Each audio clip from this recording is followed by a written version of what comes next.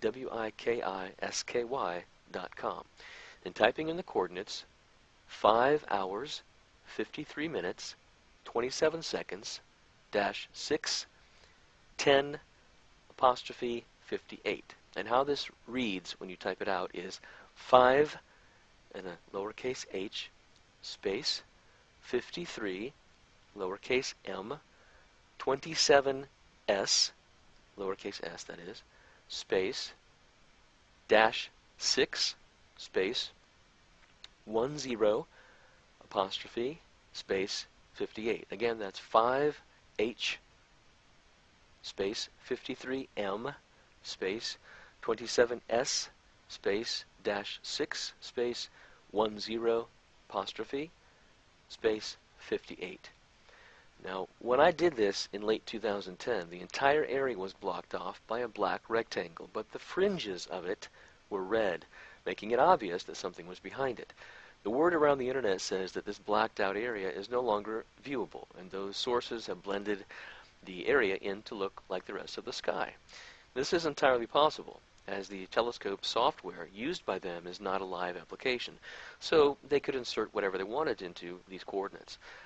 They've done everything they can to hide this object and deny its existence up to this point, so any steps to further suppress the public's awareness of it would not surprise me. After comparing what the Bible has to say with what the Sumerian language says, here is what I know about Nibiru, Nibiru, or Planet X.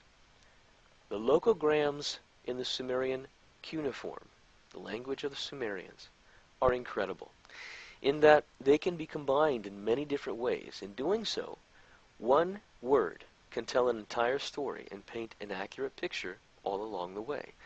The logograms describing this planet are no different.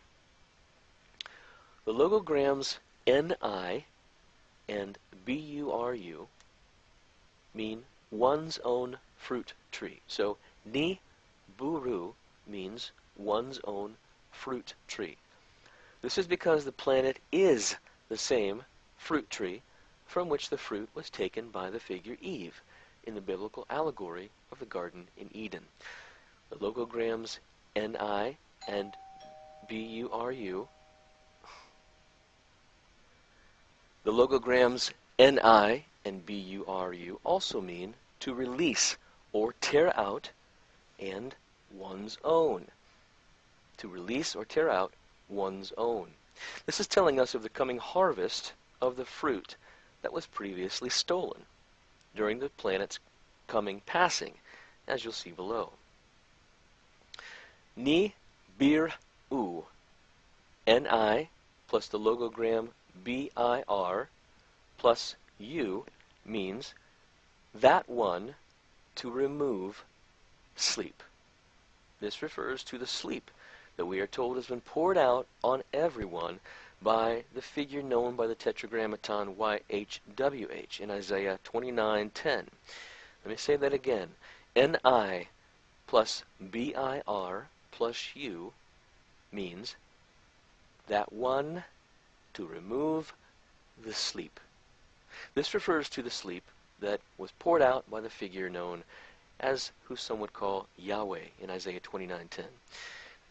This is the same sleep, or tardima in the Hebrew, which means trance, that Adam was put into by that same figure, who some refer to as Jehovah or Yahweh, when Adam's fruit or rib was stolen. This name of the planet is telling us how this trance will soon be removed. After all, we were never told that Adam woke up from this sleep.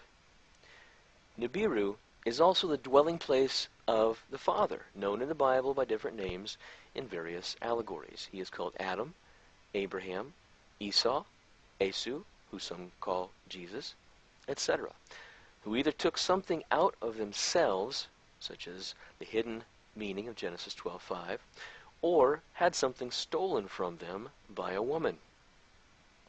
Regardless of what you've been taught, these are all names for the same person, related to us in different stories. The woman of Revelation 12, who was clothed with the sun, meaning injected with the shine, when you translate that properly, unlawfully took the seed from the red dragon, which was Nibiru, or Nibiru, the fruit tree, or fig tree, of Matthew 24:32 and Mark 13:28, which is now putting forth its leaves. And to read more about this parable and an in-depth analysis of it, you can read my paper, The Meaning of the Prophecy of the Parable of the Fig Tree. Figs are also red when they are ripe, incidentally. Eve also unlawfully took the fruit from the tree in the garden, in Eden. The figure known as Yahweh also took the rib from Adam, who actually was one of the trees of the garden, according to Ezekiel chapter 31. Can you see a pattern emerging here? It's one of those things that is right in front of us and has been for literally thousands of years, but disconnected until we start to piece together the themes. Let's look at some of the various characters and pieces of this story a bit more closely, and the characteristics they share across different stories retold throughout the Bible. The character of the Father. This refers to Adam, who was also the first Christ, according to 1 Corinthians 15:45, and whose name also means red. The fruit tree. This is simply a reference to the fig tree, whose figs are red when they are ripe. Isaac, when taken back to the Sumerian logograms, means red bone. Esau, Isaac's firstborn son, whose birthright was stolen by the scheme of his mother Rebekah. His name means red also. Nibiru is referred to as the red planet by the ancients, and Esau, who some incorrectly call Jesus, which is simply a play on the name Esau, E-S-A-U, meaning red, is also the firstborn of creation, according to Colossians 1:15, just as we're told Adam was, whose name we've already seen, also means red. Let's look at the character of the rebellious bride. This feminine figure is known in the Bible under different names or aliases.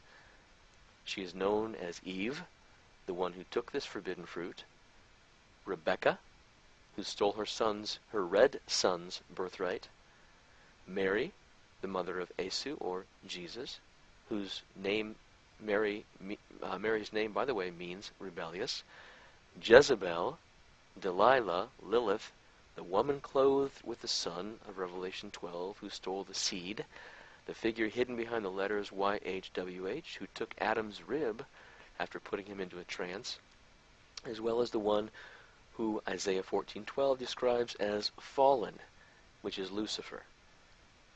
Yahweh, or Jehovah, by the way, is an alias and backward rendering from the Aramaic language of the name Anunnaki, who are the fallen ones. And the word Yada, the root of the letters YHWH, in Hebrew means to fall, as I show in detail in my paper entitled Name Changes in the Bible and the Sacred Spiral of the Ark at innercircle.us. The seed. Let's look at the seed. The seed is used as a metaphor for fruit, the seed or sperm of a man, knowledge, Adam's rib, the true meaning of which I will share with you shortly, Esau, the red seed of the red Isaac, Jesus or Esau, and the red dust from which the red Adam was taken. I explain the hidden story of the red dust of Genesis 2 in more detail also at the Inner Circle. This woman who was engaged in this theft was pregnant with twins, probably a metaphor for being full of knowledge of two-sided DNA, or the Serapenta, as it's called, or you can call it the serpent. We'll get to that momentarily. And was ready to deliver or bring to earth that with which she could no longer contain. Just as someone who has knowledge of a big secret, for instance, they think that they must deliver. See Revelation 12. One of the children was Jesus, whose name really should be Esu, E-S-U, or Kingu, as he is called in the Sumerian creation epic called the Enuma Elish. This child was killed and went to be with the Father, just as it says in chapter 12 of Revelation. The other child was from Satan, just as I say about one of Eve's children in my book, Blueprint for Bondage. And I'll get to that in a moment.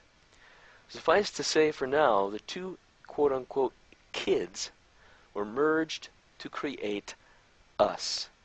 These can be seen as the good seed and the bad seed, Cain and Abel, Jacob and Esau, Isaac and Ishmael, or Jesus, or Esau, and his twin, that is referred to in a shrouded manner in Revelation chapter 12. No matter how you look at it, these stories of the mixing of the seed that was stolen with the seed of man. That's what these stories are about. This is also the story of the iron mixing with clay in Daniel chapter 2, verse 43. The seed mixed with the clay of man is from the evil child of the woman, Jesus or Esau's twin, who, Genesis 12 tells us, will rule over us with a rod of iron. This is currently the situation in our world. I've said before many times that because we can do something does not mean that we should. And there has never been a more glaring example of what can happen than the situation that has been brought about in our world today, which was a result of the rebellion of this woman. And once again, I'll remind you that the name Mary, the mother of Jesus or Esau, means rebellious. We've seen the devastating results of a world that embraces technology and they don't fully understand in the form of genetic and chemical manipulations going on today with Monsanto, the GMOs, the sheep, stem cell research, pharmaceuticals, and on and on.